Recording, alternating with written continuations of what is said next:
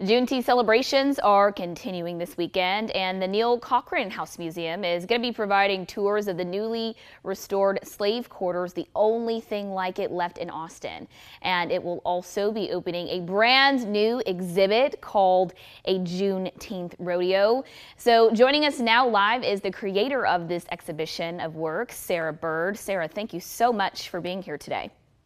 Delighted to be with you. Thank you. Of course. Yeah, we're going to show you guys some of those images from this exhibition shortly because they really are powerful. But Sarah, let's just talk a little bit about what this exhibition is and what people can expect when it opens this weekend. Well, this is an exhibition of photos that I took in the late 1970s when I was a graduate student at UT in photojournalism. And I was fortunate enough to be pointed in the direction of the Black rodeos. I was at that point doing a series of photographs on what I called renegade rodeos, chariatas and Native American rodeos, kids, prison police. But the moment I stepped foot onto a Black rodeo, I knew that these were kind of the most vibrant, most intriguing rodeos of them all. And so ultimately, I did a series of photos, which I tried to get published back then. There was no interest. As you know, there is now a tremendous amount of rightful interest in Black cowboys, Black cowgirls, and reclamation of Black heritage in the West. Wow, absolutely incredible. And you can just see all of the joy that you were able to capture and these incredible photos that you were able to take. Sarah, why was it so important for you to compile these photos and really tell these stories? I know I was reading online, you said it felt like a sacred duty for you.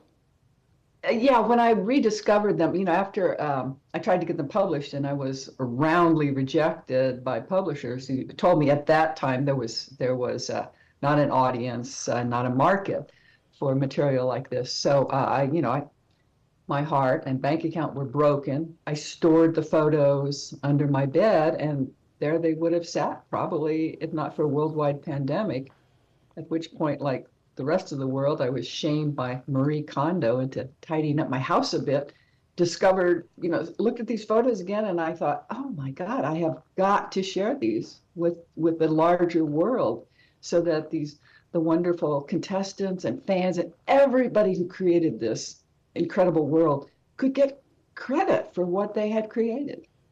Wow.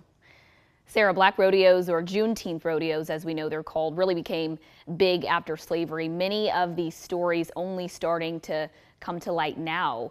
Do you think it's important to continue uncovering these stories and teaching more people about the history of Juneteenth? Absolutely. Absolutely. I mean, as you know, there's this huge explosion of interest now in the history of Blacks in the West and celebration of the contemporary Black rodeo scene, primarily the Bill Pickett Invitational rodeos. And there's a fair amount of awareness that 1 out of every 4 hands on the great trail drives of the late 1800s were Black. But in between that time and now, there's all these decades of invisibility. And, which I encountered when I brought my photographs back to Austin in the late 70s, early 80s. And my, very wonderful, lovely classmates and friends said, I didn't know there were Black cowboys. And that, of course, ignited my enthusiasm to get a book published because, as you know, as a news person, I thought I had what we all looked for, which is a story that had not been told, images that had not been seen. Sarah, it makes me a little emotional seeing those images that you were able to capture. I know that exhibition Me opening. too. Yeah. 50 years later almost, here I am. Yeah, no, truly Never truly expected remarkable. Yeah, that exhibition we know is going to be open to the public this Saturday at the Neil-Cochran Museum. Thank you for joining us live, and thank you for compiling these photos for everyone to see. No, thank you for publicizing it. I really appreciate this. All right, take care.